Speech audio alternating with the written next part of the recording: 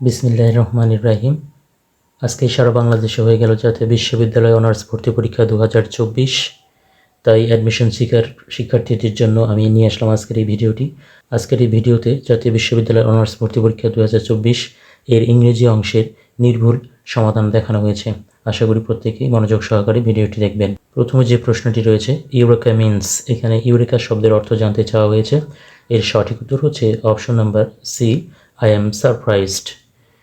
Eureka একটি Greek শব্দ যার অর্থ আই ফাউন্ড ইট, তবে এটি সাধারণত ব্যবহৃত হয় আকস্মিক বা চমকপ্রদ কিছু আবিষ্কারের সময় বিস্ময় প্রকাশ করা অর্থে।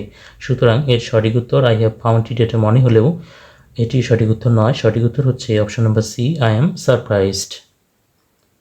Question number 2, find the correct spell word. এর সঠিক উত্তর হচ্ছে অপশন নাম্বার এ, অ্যাডাল্টারেট। অ্যাডাল্টারেট শব্দের অর্থ হচ্ছে কোনো কিছুতে খারাপ বা নিম্নমানের উপাদান মেশানো। Question number 3, who wrote the fantasy novel Harry Potter. বিশ্বখ্যাত হ্যারি পটার সিরিজের লেখক হচ্ছেন জে.কে রাউলিং।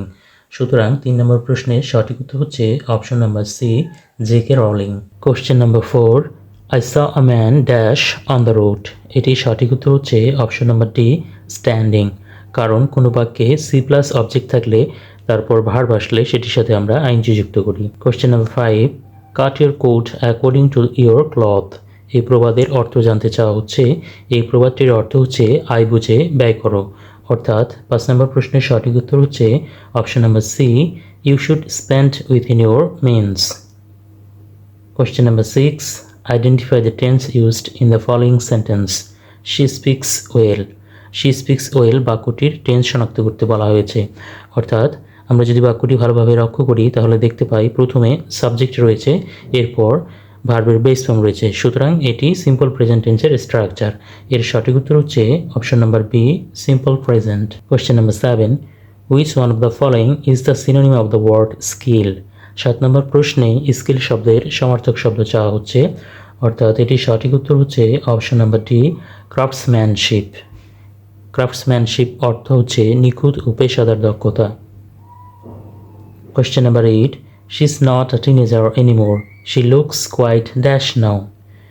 শূন্যস্থানে সঠিক শব্দ বসবে option number B, grown up. কারণ গ্রোন আপ মানে বড় হয়ে যাওয়া বা প্রাপ্তবয়স্ক হওয়া। বাক্যটি বোঝাচ্ছে যে সে এখন আর কিশোরী নেই।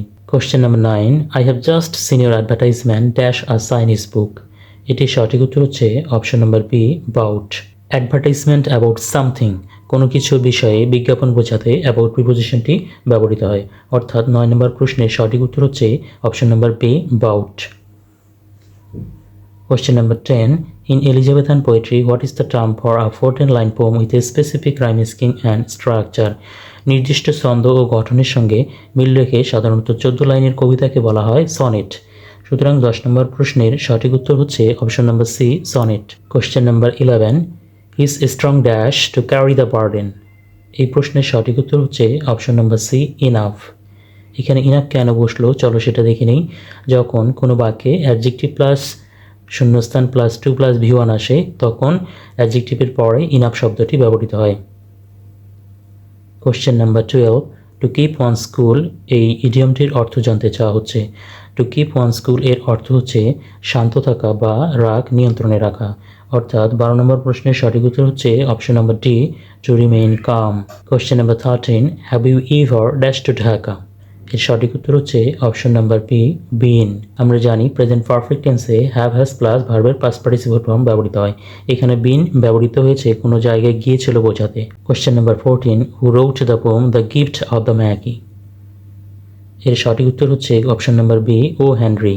The gift of the Magi একটি ছোট গল্প যার লেখক হচ্ছেন O Henry. Question number 15, we study with an eye to dash our career. এখানে সঠিক উত্তর হচ্ছে অপশন নাম্বার সি, বিল্ডিং। কারণ শূন্যস্থানের পূর্বে উইথ অ্যান আই টু ফ্রেজটি রয়েছে যার পরে সাধারণত জিরান ব্যবহৃত হয়। সুতরাং ভার্ব প্লাস আইএনজি হবে সঠিক উত্তর। Question number 16, the buses are never on time. এটি ট্যাগ কোশ্চেন জানতে চাওয়া হয়েছে। অর্থাৎ এটি সঠিক উত্তর হবে অপশন নাম্বার এ, আর দে। আমরা জানি ট্যাগ কোশ্চেনের শুরুতে অক্সিলারি ভার্ব এর অ্যাফার্মেটিভ বা নেগেটিভ ফর্ম বসে এবং তারপর সাবজেক্ট হিসেবে সবসময় প্রোনাউন বসে। যেহেতু প্রদত্ত বাক্যে নেভার শব্দটি রয়েছে সুতরাং ট্যাগ কোশ্চেনে শুধু আর বসবে প্রথমে, আর দ্য বাসেস এর পরিবর্তে প্রণাম হবে দে। সুতরাং সঠিক উত্তর হচ্ছে are they. Question number 17, do you know the importance dash clean water? এখানে প্রিপোজিশন ব্যবহার করতে বলা হয়েছে। এই প্রশ্নের সঠিক উত্তর হচ্ছে অপশন নাম্বার সি, অফ। কারণ কোনো বাক্যে ইম্পর্টেন্স থাকলে তারপর সাধারণত প্রিপোজিশন হিসেবে অফ ব্যবহৃত হয়। Question number 18, it's raining outside, you need dash an umbrella. শূন্যস্থানে সঠিক শব্দ হবে option number A, to bring.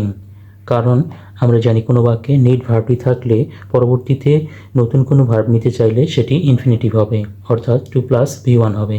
Question number 19, he turned dash my proposal. এখানে একটি ফ্রেজাল ভার্ব ব্যবহার করা হয়েছে, সেটি হচ্ছে টার্ন ডাউন। অর্থাৎ এই প্রশ্নের সঠিক উত্তর হবে অপশন নাম্বার এ, ডাউন। আর টার্ন ডাউন ফ্রেজালটির অর্থ হচ্ছে কোনো প্রস্তাব প্রত্যাখ্যান করা। Question number 20, they are exempted dash the penalty. এই প্রশ্নের সঠিক উত্তর হচ্ছে অপশন নাম্বার বি, ফ্রম। কারণ এক্সেম্পটেড এর সাথে ফ্রম প্রিপোজিশনটি বসে, অর্থাৎ এক্সেম্পটেড ফ্রম এর অর্থ হচ্ছে কোনো কিছুর দায় বা শাস্তি থেকে অব্যাহতি দেয়া। আশা করি ভিডিওটি আপনাদের কাজে লেগেছে। Thank you all for watching this videos. If you want to have such kind of videos more, please stay connected.